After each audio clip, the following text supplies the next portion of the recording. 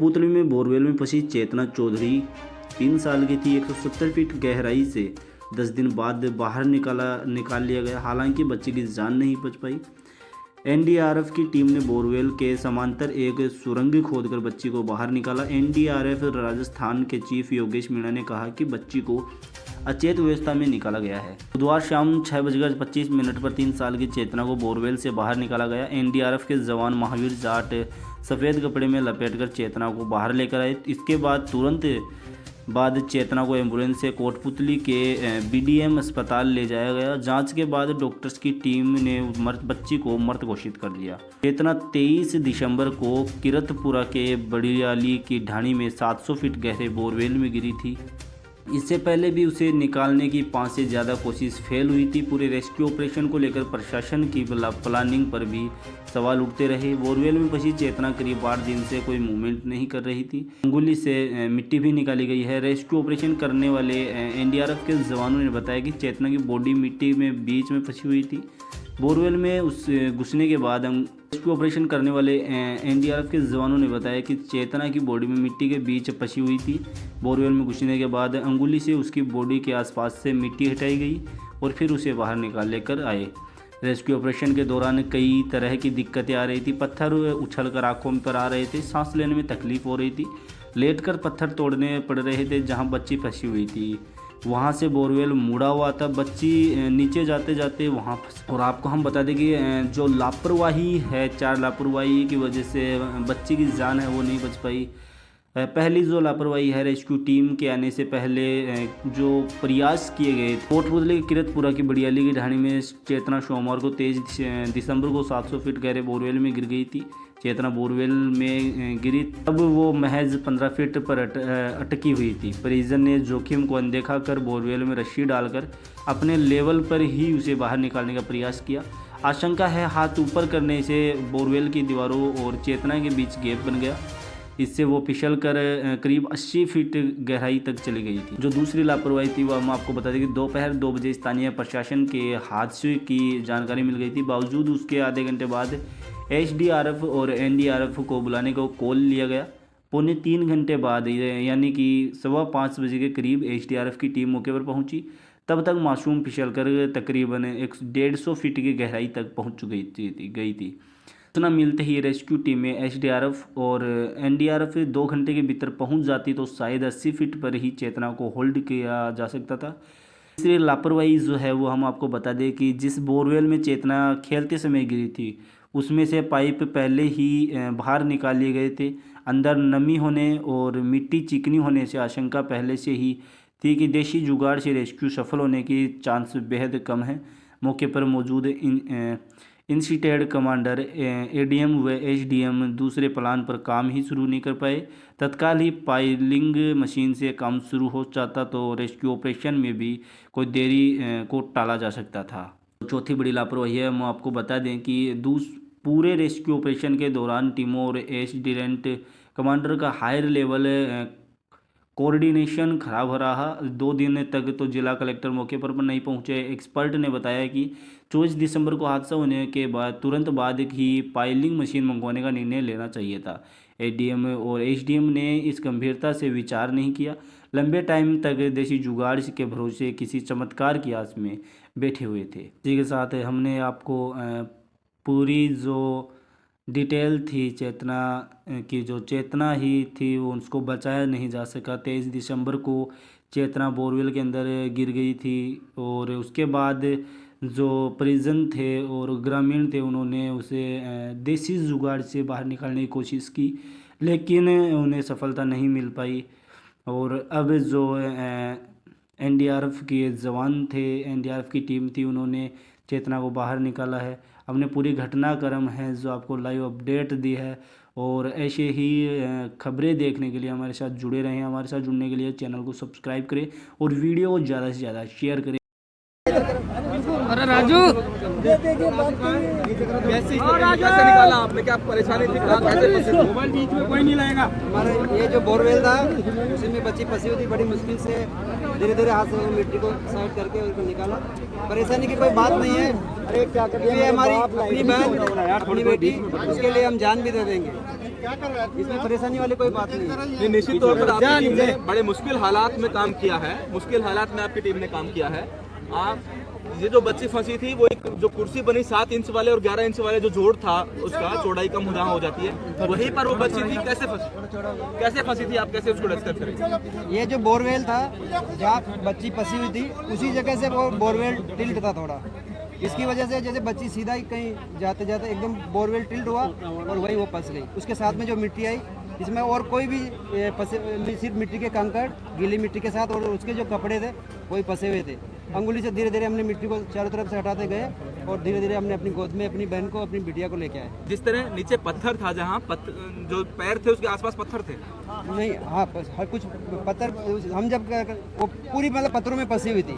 धीरे धीरे हमने नीचे से पत्थरों को काटते गए, जो कि हमारे साथी जितने भी थे वो उन्होंने धीरे धीरे पत्थरों को काटते गए और धीरे धीरे आगे बढ़ते गए। उसी हिसाब से फिर बॉडी का ऊपरी हिस्सा जो था वो मिट्टी में था, पूरा पत्थरों में ही सेट था। जो बोरवेल है उस बोरवेल को काट के साइड के पत्थरों को निकाला, जैसा कि हमारे सीनियर अधिकारी मीना सर के आदेश निर्देश के अनुसार और जो हमारे साथी हैं उनके सहयोग से ये हम पूरा कर पाए। आपकी टीम ने बहुत मेहनत की, लेकिन ये कैसे बताएंगे कि जो बोरवेल पुराना वाला बोरवेल था उसमें से कैसे नहीं निकाल पाए हम? नहीं, वो जो बच्ची मैं बता रहा हूँ ना, क्योंकि अब बता सकते हैं कि भाई ऐसे फंसी तो वो निकाल नहीं पाएगा उससे। नहीं, वो जो जहाँ से बच्ची फंसी हुई थी वहीं से बोर जो टिल्ट हुआ हुआ है, इसलिए उसको निकाल नहीं पाए। अब है योगेश अभी हॉस्पिटल उसे ले गए हैं, लेकिन यहाँ जो हालात रहे, जो आपने हॉरिजॉन्टल टनल खोदी और उसके बाद वो जो चेतना वहाँ फंसी, तो वो आपका हुक भी फंस गया था क्योंकि पुराने वाले बोरवेल में हुक फंसा था। नहीं, हुक कहीं नहीं फंसा हुआ था, सिर्फ बच्ची मिट्टी के साथ फंसी हुई थी। जब आप रेस्क्यू करने की कोशिश कर रहे थे तो उसके स्वेटर में हुक फंसा था, ऊपर लाने की कोशिश हुई थी। हाँ, वो जो स्वेटर में फंसा हुआ था, लेकिन स्वेटर क्या कच्चा होने की वजह से स्वेटर फट गया और हुक वो हमारा लग नहीं पाया। स्वेटर फटने का हुक नहीं हुआ। योगेश मीना है जो इंचार्ज हैं। योगेश जी, कैसे पूरा ऑपरेशन पूरा हुआ? स्टार्टिंग में जो ए प्लान था उसके तहत उसको लॉक करना संभव नहीं हुआ। बी प्लान था, उसमें बहुत सारी जो है दिक्कतें आई। बीच में पाइलिंग मशीन जो है पत्थर काटने में काफ़ी टाइम लग गया। उसके अलावा केसिंग डालने में टाइम लग गया। बारिश आ गई, मौसम खराब हो गया। उसके अलावा जो है 161 तक ही जो है केसिंग जा पाई, आगे केसिंग पहुंचना संभव नहीं था। तो बाद में जो है बिना केसिंग के जो है सेफ्टी के साथ जो टनल बनाई गई, 8 फीट की टनल बनानी है, लेकिन 12 फीट की टनल बनानी पड़ी। उसका कारण ये था, थोड़ा बोरवेल टिल्ट थी और दूसरी साइड में हो गई। उसके लिए हमको एक्स्ट्रा टाइम लगा, पूरी रॉक काटनी पड़ी, चट्टान काटनी पड़ी, लगातार जो है उसके लिए थोड़ा दिन तक कटिंग चलती रही और उसके बाद आखिरकार जो हमने बच्ची को निकालने में आपने राजस्थान में कई सारे ऑपरेशन किए हैं, ये ऑपरेशन उनसे अलग क्यों है? इसमें अलग अलग टाइप की पेचीदगियाँ थी। अभी तक मैंने 7 बोरवेल ऑप्स किए हैं, उसमें ये सबसे पेचीदगी वाला ऑप्स था। और मैंने जो है पहले आधे घंटे में करान फिर से एक बार बच्ची बांधी हुई निकाली थी, लेकिन इसमें एक पे एक जो हर्डल्स आते गए, एक पे एक दिक्कतें आती गई, सभी परिस्थितियाँ बदलती गई और हमको जो है लास्ट तक जो है सफलता मिलने में टाइम लगा। उसका कारण ये थी विपत्ति अनेक प्रकार की। जो पुराना बोरवेल था उसे हुक डालकर निकालने की कोशिश हुई थी, वो कैसे सफल हुआ? क्यों आपको पता लग गया कारण क्या रहा होगा? उसका कारण ये था, एक्चुअल में बोरवेल जो ऊपर से सकड़ी थी, नीचे चौड़ी थी। हुक डाल के और जे नीचे ऊपर जे हुक लगा के स्वेटर पे और पीछे एल के सपोर्ट के माध्यम से ला रहे थे। उससे दिक्कत ये हुई कि ये कपड़े लूज थे और जैसे ही ऊपर लाए तो उस जो पर्टिकुलर कंजेस्टेड जो बोरवेल थी उसमें लाना संभव नहीं हुआ और उस जगह जो है जे हुक रिलीज हो गया और उसके बाद जो है ऊपर नहीं ला सके। अगर जे हुक रिलीज नहीं होता, बोरवेल थोड़ा सीधा होता, तो संभावना थी कि दूसरे दिन हम निकाल पाते। बिल्कुल संभावना थी, हम पहली रात को ही जो है बच्ची को निकाल पाते। सर, अब दूसरा बोरवेल बनाया गया था, उसमें भी दिक्कत आई थी कि वो पूरी केसिंग उसकी नहीं कर पाए आप लोग। वो दूसरी बोरवेल बनाई थी, उसमें बहुत सारी दिक्कतें आई थी। एक तो 150 फीट से लेकर 175 फीट के बीच में पूरा स्टोन था। पाइलिंग मशीन ने काटने में 36 घंटे लगा दिए। इसके अलावा दूसरा ये रहा कि बरसात हो गई, 1.5 दिन तक बरसात होती रही, वेल्डिंग करना मुश्किल हो रहा था, इससे केसिंग डालने में संभव टाइम लगा। इसके अलावा जो है जैसे केसिंग डल गई तो बोरवेल जो है टिल्ट निकला और पूरी केसिंग 161 फीट तक ही जा पाई, 171 फीट तक नहीं गई। उस 10 फीट के कारण ऊपर से केसिंग काटनी पड़ी और दोबारा उसको हैंग करना पड़ा और उसके बाद जो ऑपरेशन स्टार्ट किया। अब इस ऑपरेशन में आप देख सकते हैं कोई ऐसी चूक हुई हो कि अगर ये और करते तो और अच्छा हो सकता था।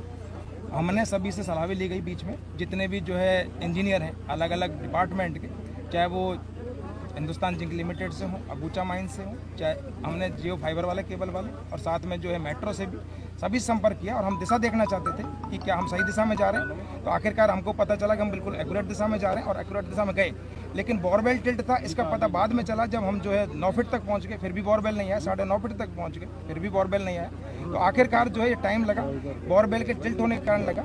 जो फर्स्ट बोरवेल बना, जैसे ही स्टोन आता है, जो स्टोन बिट होती है वो जहाँ लूज स्टोन होता है उसी जगह पे शिफ्ट हो जाता है।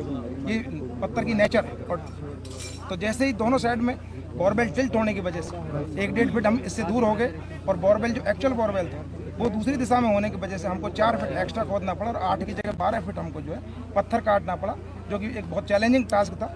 और जो है मिलकर के कंटिन्यू मतलब जो है 2-2 3-3 रेस्ट को डाल के जो है कितनी टीमों ने आपके साथ काम किया, कितने लोगों की आपने टीम बनाई, प्राइवेट लोग कितने रहे? कंटिन्यू जो लगातार हमने पहले 2 आदमियों की टीम बनाई थी, 2 बड़ी पेयर बनाए थे, जिससे कि जो चला रहा है इक्विपमेंट उसको कोई चोट ना लगे, पीछे से ऑफ करना पड़े तो उसका ध्यान रखे। बाद में हमको लगा कि इसमें स्टोन काटने में ज़्यादा टाइम लग रहा है, तो हमने जो है 3 आदमियों की टीम बनाई। जैसे जैसे सुरंग में आगे बढ़ते गए उसमें 2 रेस्क्यूअर काम कर रहे थे, एक जो है पीछे उनकी सेफ्टी के लिए, कम्युनिकेशन के लिए, और जो है उसमें पीछे खड़ा हुआ था। सर बालिका की स्थिति कैसी रही? जैसे आपने निकाला लास्ट में, तो क्या स्थिति थी बालिका की? देखो, बालिका की स्थिति अनकॉन्शियस थी। आगे उसको मेडिकल टीम बता पाएगी कि किस प्रकार का जो है। तो एक तरीके से प्लास्टिक के कट्टे में पैक किया गया, तो उससे तो कहीं संभवतः कोई अनहोनी लग रही है? नहीं, प्लास्टिक के कट्टे में नहीं पैक किया गया था, एक्चुअली में कंबल में पैक करके लाए, जिससे कि टेम्परेचर डिफरेंस है उसकी वजह से क्या हो सकता है आगे जो है, जो चेकअप करने के बाद मेडिकल ऑफिसर जो है उनकी मेडिकल टीम है जो डिस्ट्रिक्ट लेवल की होती है वो आगे बता पाएगी। आपकी टीम ने देखा तो बॉडी की हालत कैसी थी? ठीक लग रही थी या कोई अनकॉन्शियस टाइप में है? जैसे बॉडी एक्चुअल में जब 7-8 दिन तक कोई भी आदमी एक जगह रहेगा तो बॉडी की हालत वैसे ही बिगड़ जाती है। तो पहले के बजाय तो बॉडी में जो है एक्टिव मतलब जो एक्टिवनेस क्या कहें, मतलब जो है मूवमेंट तो नज़र नहीं आ रहा था। बाकी तो जो मेडिकल टीम बिल्कुल अभी मेडिकल टीम बताएगी। ये सीवर